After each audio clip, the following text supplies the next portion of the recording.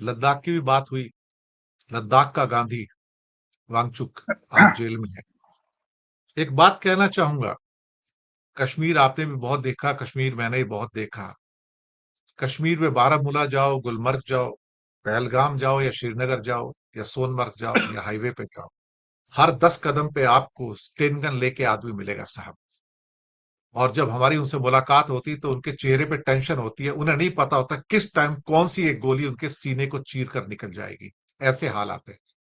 दुनिया में हर 10 कदम के ऊपर सिपाही आपको सिर्फ कश्मीर में मिल सकता है। बंदूक की नोक पर राज तो किया जा सकता है, लेकिन जब जब मैंने लोगों को लद्दाख में देखा है, जवानों को, तो वो एकदम बिंदास खिलखिलाते हुए बिना टेंशन के घूमते वहां पर। और जैसे कि मतलब हम एक ऐसे सुपर पीसफुल लोकेशन में आ गए हैं, उनके चेहरे पे कोई टेंशन नहीं होती है। पिछले 4 दिनों से उनके चेहरों पे टेंशन है। लद्दाख में टीले तार बिछाए जा रहे हैं अलग अलग जगह के ऊपर साहब, लद्दाख के अंदर एक जगह नहीं कई जगह। और उनके चेहरों पे फिर से वो गन टॉटिंग जवान सड़क पर खड़े हैं, उनके चेहरे पे टेंशन है। सर, कल 2 लोगों को, नौजवानों को, एक 24 साल का, एक 25 साल का, उसको क्रीमेट किया गया। और सरकार ने देखा कि कहीं इसके क्रीमेशन में कोई मीडिया ना आ जाए। वहां पे लोगों की झड़ती लेके मोबाइल रखवा लिए गए, उनके रिश्तेदारों के मोबाइल रखवा लिए गए साहब, कि कहीं फोटो ना ले लो लास्ट में उसकी, और ये फोटो कहीं वायरल ना हो जाए। एक बंदा किसी को शामिल नहीं होने दिया गया वहां पर, कि कहीं कुछ ऐसा ना हो जाए। और इतने चुपके से करवाया गया, और ये कहा गया कि 2 आदमियों का क्रिमेशन आज करवाया, 2 आदमी का क्रिमेशन अगले दिन करवाया जाएगा, और किसी को शामिल नहीं किया जाएगा। खौफजदा प्रशासन जब बंदूक की नोक पर आता है।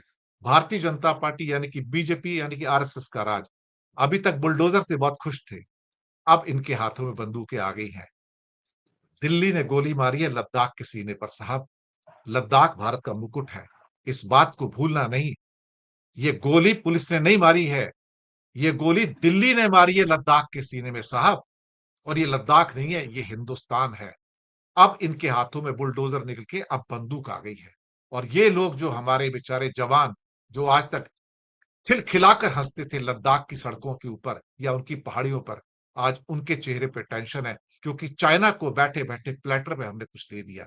लाओ तश्तरी में पूरी थाली आके खा के जाओ, यही तो हो रहा है। खैर, लेकिन आरएसएस को अराजकता बहुत पसंद है साहब।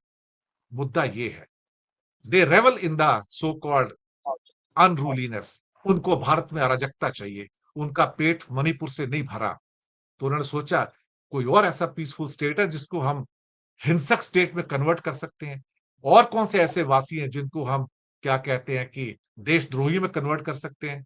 तो फिर इससे बढ़िया उदाहरण कहां मिलेगा, लद्दाख के हमारे मासूम लोग, सबसे बड़े देशभक्त लोग। They have converted this state into A disturb state. That is the achievement of RSS. Raju William साहब।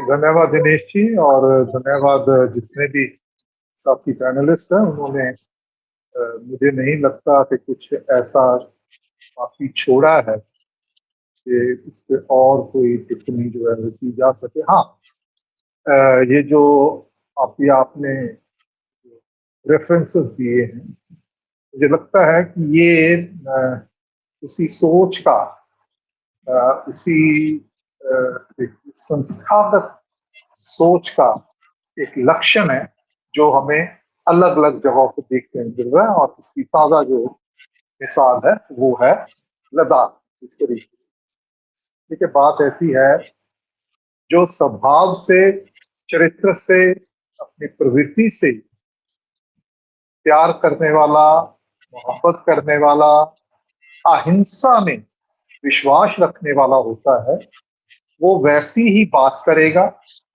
वैसा ही वो संदेश देगा, और उसका जो एक्शन है, अमल है, वो भी वैसा ही होगा।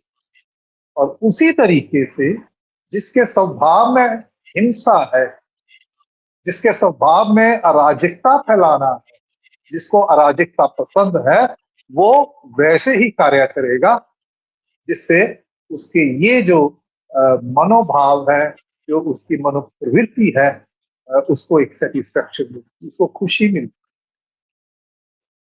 देखिए, बात ऐसी है, आज बात कर रहे हैं कि आरएसएस के 100 साल जो है पूरा होने का वाला जो महीना है, और मैं इससे पहले सुनील शुक्ल जी ने जो बोला कि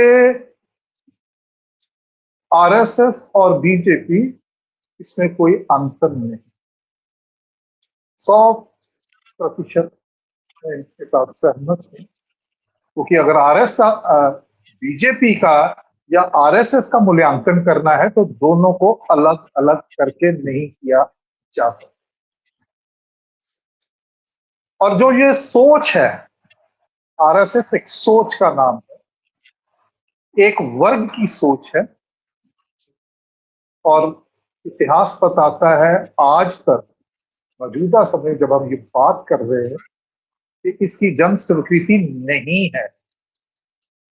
और जन स्वीकृति नहीं होने का कारण है कि इसको सत्ता की जरूरत है बने रहने के लिए, अपने अस्तित्व में बने रहने के लिए सत्ता की जरूरत है। तो इसलिए बीजेपी जो है उसका अस्तित्व तो पोषण करते हैं एक दूसरे, और चूंकि जन स्वीकृति नहीं है, इनकी जो प्रवृत्ति है, इनका जो स्वभाव है, उसमें सबको साथ चलने का, सभी धाराओं के समावेश का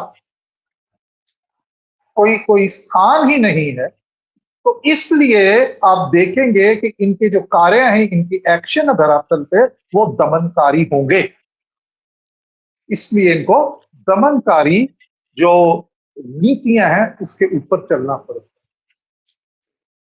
अब सवाल ये तो हो गया, हमने बहुत देर से विश्लेषण करते आ रहे हैं कि ये इनका चरित्र है, लेकिन चुनौती ये है कि इसको रोका कैसे। तो वहां पे भी मैं सुनील शुक्ल जी के साथ सहमत हूं कि सत्ता, वो शक्तियां जो धर्मनिरपेक्ष शक्तियां हैं, जो लोकतांत्रिक शक्तियां हैं, उनको सत्ता को इनसे छीनने का जो प्रयास करना चाहिए, उसके बिना ये संभव नहीं हो। अब आप देखिए कि जितने भी अब आप छोड़िए बाकी बातों को, अब ये एशिया कप क्रिकेट जो कल भारत ने जीता, सबको शुभकामनाएं, हम हर्षित हैं उसको, हमें गर्व है कि भारत ने वो जीता। लेकिन अब देखिए कि प्रधानमंत्री नरेंद्र मोदी जी ने जो एक्स पे पोस्ट किया है, hashtag operation संदूर in the field of games, आप कहां पे लेके आ गए इस चीज को? वही आपकी जो सोच है, जो खेल है।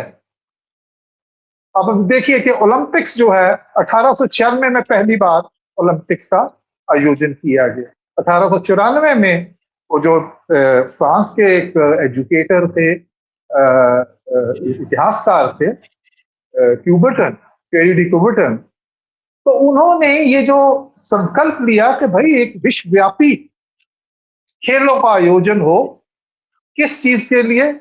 वो आपसी सद्भाव और शांति का एक प्रोत्साहन के लिए।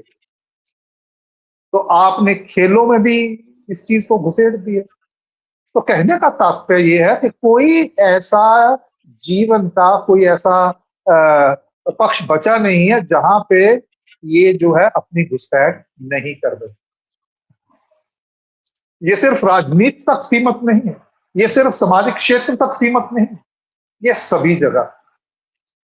और दूसरी बात जो है, जो मुझे लगता है कि जहां पे इनको चुनौती जो दी जानी चाहिए थी या दी गई है, उसमें बहुत सी कमियां खामियां रह गई। तो ये हुआ कि ये जो हिंदुत्व का जी बात करते हैं, तो मुझे ऐसा लगता है कि इनका जो विरोध किया गया है लोकतांत्रिक शक्तियों द्वारा, उन्होंने भी फर्क नहीं किया कि जो हिंदुत्व के जो आरएसएस की विरोधता करते करते उनकी लफाजी, उनके वक्तव्य, उनका नैरेटिव ऐसा हो गया कि वो सारे का सारा हिंदू समाज ही उसके लपेटे में आ, जो कि इनको सूट करता है।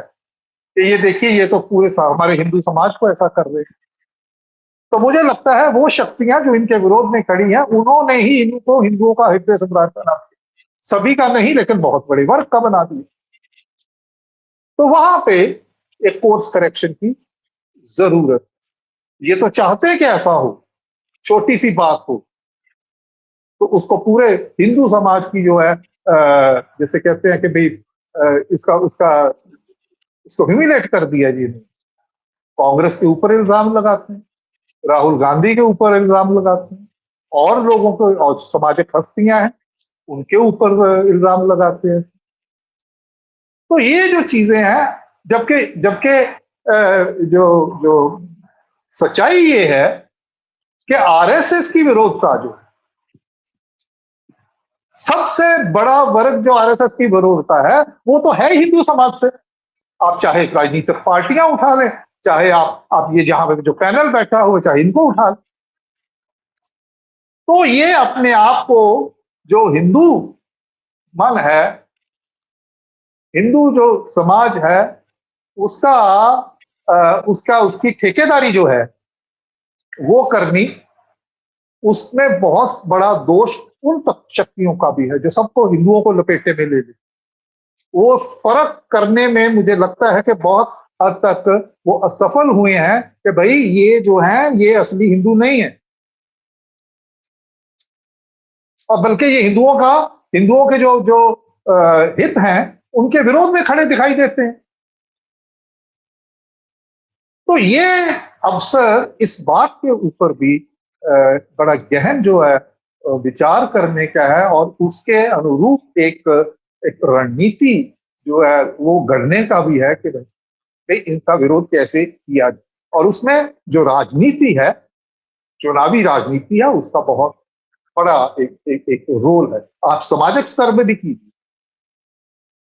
और ये जो बात अभी मैंने कही है, वो इनका जो दोहरा चेहरा है ना, जो छल और कपट और मकारी जो है, कहने को तो सबसे बड़ी एनजीओ है समाजक। मैं एक छोटी सी मिसाल देता हूं, पंजाब में इतनी बड़ी बाढ़ आई कि पंजाब के इतिहास में इतनी बड़ी बाढ़ कभी नहीं आई।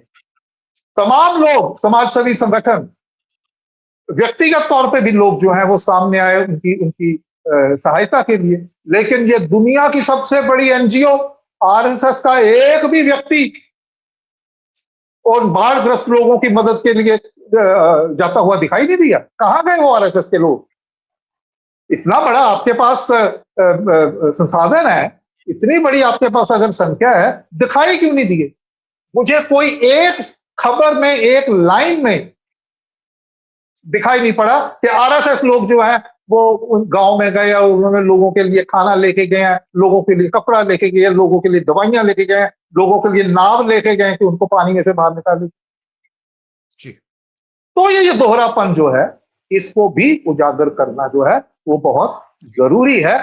तो मुझे ये इसमें अब बहुत बातें होगी कि आरएसएस क्या है। अब चुनौती ये है कि भाई इनका जो प्रभाव है उसको जो कम कैसे करना है ये है। और वही गॉडसे जिसने महात्मा गांधी को मारा था, और आज बीजेपी का प्रवक्ता जो है राहुल गांधी को मौत की जो है वो धमकी दे रहा है, और वो भी केरल में। और केरल जहां पे बीजेपी छटपटा रही है अपना अपना पांव जमाने के लिए, वहां से ये बात हुई और कहीं से नहीं हुई। तो आप इसके पीछे एक पॉलिटिकल डिजाइन भी आप वो देखिए। और राहुल गांधी इस सारे हमले का सामना कर रहे हैं। वो एक ढाल की तरह मुझे लगता है कि आज राहुल गांधी खड़ा है और वो सारे हमले अपने ऊपर ले रहा है। तो इसलिए ये इन चीजों को समझने की जरूरत है। और अंततः यही है कि आरएसएस इतिहास के बिल्कुल विरोध में खड़ा है। सूनर और later they are going to lose their relevance, it is just a matter of time.